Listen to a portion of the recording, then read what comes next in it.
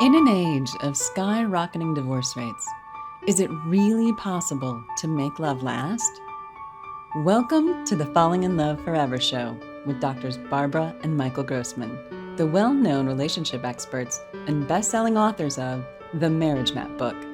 Each week, they share the latest information to help you enjoy your romantic partnerships so you can fall in love forever. Here are your hosts, Doctors Barbara and Michael Grossman. Hi, I'm Dr. Michael Grossman. I'm Dr. Barbara Grossman. We are the authors of The Marriage Map, The Road to Transforming a Marriage from Ordeal to Adventure. And today, we're going to think about the idea that marriage is not a destination, rather it's a process. So in marriage, you can't imagine that now that you've gotten married, you've done all the important steps, and now you're just going to sit back and just enjoy the qualities of married life. And you feel like your marriage is a beautiful flower that you now can put away into some album and let it dry up there. And whenever you want, you can take it out and have a look at that pretty flower. It's not the way marriage is. It's a ongoing process, ongoing change. There's so many different changes that occur in life. And in marriage, it's a ever-changing process. So to give you an idea of what happens in marriage, we have to look at what is the nature of being a human being and developing. It's a constant changing process. So if you look at a little baby who's 2 months old, it's a certain process whereby baby cries, mother comes in with the milk, baby's happy. And there's a very intimate relationship between the mother and the baby. And it works very easily. The baby cries and the mother takes care of it. What a great process for the baby. And it's a little difficult for the mother, but baby loves it. And then the baby becomes 2. What happens? Well, things change. Mommy is not so cooperative. Mother starts saying no. And wants something, and the mother says no. And it's a big problem for the baby. 2-year-olds go through the terrible twos. They say no, and they don't understand why mother is not cooperative. And then the baby becomes 6 years old, 8 years old, and what happens? The relationship changes. The child has learned that they're just one of the family members. They have brothers and sisters. They love being part of the family. They understand what it means to be part of the family. And they're cooperative and appreciative of what it means to be a member of the family. The child, once again, has grown close to the things it loves. It was that way when it was 2 months old. It wasn't that way when it was 2 years old. 2 years old, it wanted it its way. It wanted to be more separate, it wanted to have its own identity. 6 years old, you just love being part of the family, and you're just part of the group. Now, those changes continue to occur over a lifetime. So you take a 13-year-old, what's it like? They go back to being like a 2-year-old. They want to have it their way. And they want it now, and they're having a certain desire, a certain need, and they want it to be theirs. And they don't like the parents telling them what to do, when to do it. They want to have it their way. They have once again moved like a 2-year-old to becoming more separate from the things you love, wanting to have your own identity. Now, what happens when you're 25? And you are now married, and you have your own family? Well, once again, you move back to that other quality of feeling close to the things you love, being part of the group, and you love being part of the group. It's so wonderful. You're so happy. That's when you fall in love, when you're getting married and you have the romance, and you're just part of this group, and it's delight. And then what happens?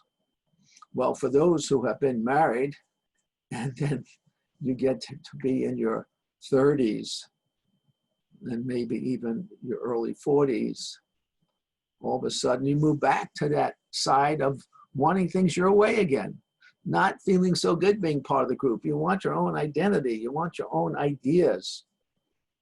And it's a difficult time in marriage because your partner has changed a lot. And what made them happy when they were a child, when they were a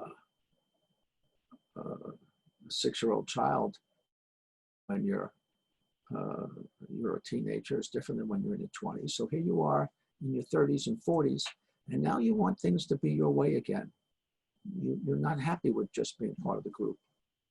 So those are the changes that naturally occur. It's not like there's something wrong, but it's difficult. So falling in love is not a destination. This is a process that's going to occur. Would you like to say something, Maria? So it's good to be aware of this dynamic of being connected and being separated from the people you love. So when we talk about marriage, we're talking about partnership. When you marry, you're very connected, and you're generally you fall in love because you have certain affinities, and you have spent a lot of time together, so you feel a lot of connection.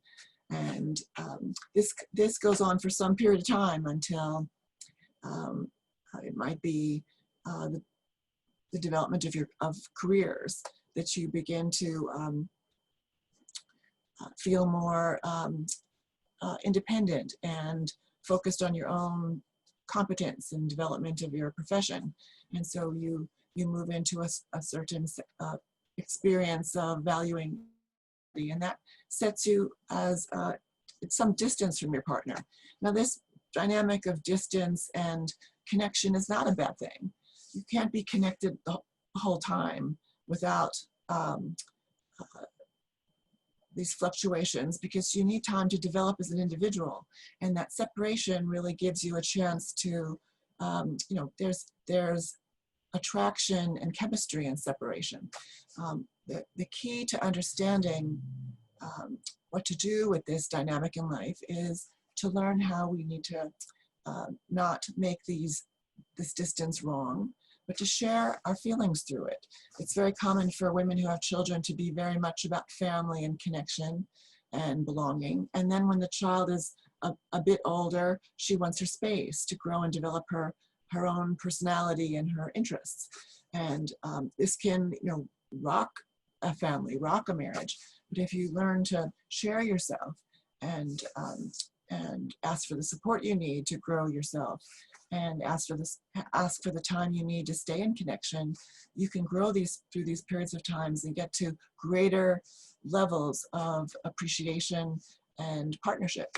And it's a matter of understanding what's going on and being committed to express what's going on in your life internally and what your goals are externally, and weaving your life together. And what I notice is that there are the times when I'm really connected with Michael, I feel really, there's a certain sweetness and softness and joy together. And the times of distance is a little harder, but it stretches me to understand myself and what I'm going through and ask for the support I need. And it brings us to a new level together where we have new projects and interests and awareness of what life has to offer and what we need to bring to it. And we've constantly used these fluctuations of growth as a momentum for growth, and we've taken on more and more responsibility. So another, if you're in your 30s and you have young children, it's really wonderful to be all, feeling all soft and sweet and happy as a family. But at some point, as a partnership, you need to grow managerial skills so that you manage your families. You have cooperation as you need it. You have a structure of rules and consequences in your home. And that whole exploration of how to do that brings you into another dimension where you are partners in parenting, and you learn to manage and grow successful children who are accountable and understand the rules and respect you, and chaos in the family and less arguments. There's more time to enjoy each other and more time for children to develop themselves and grow into integrated adults and human beings who really contribute to society. So there's a lot of projects inside your partnership as time moves forward, and in each successive cycle of development, you grow more skills and you get closer. We want that for you. So it's important to realize that in your marriage, in your romantic partnership, your partner will be changing, and you have to be willing to listen to how they're changing, being able to have conversations so that you understand their new desires that are coming up, which weren't there some time ago. And that takes skills to be able to listen and share without creating upsets and arguments. And those are some of the skills that we teach in our marriage class, Falling in Love Forever. For 2-hour classes, we give you those specific skills that you need at every level of your development. You need to be aware that the things that you think will make you happy may or may not make your wife or your husband happy. You have to really listen to them and see what is it that they really need from me, because it's not necessarily going to be the kind of things you need from yourself. So we invite you to look into our course. We want to support you in developing yourselves as individuals and your partnerships so that you continuously grow through life and grow together and feel very gratified by the love and personal developments that you attain. Well, it's a pleasure being with you. We look forward to seeing you again. Thanks so much for being with us. Thank you for watching the Falling in Love Forever show with Doctors Barbara and Michael Grossman. Join us next week for another informative discussion to help you keep your love alive. Be sure to visit us at themarriagemap.com or find out about our relationship classes at fallinginloveforever.com.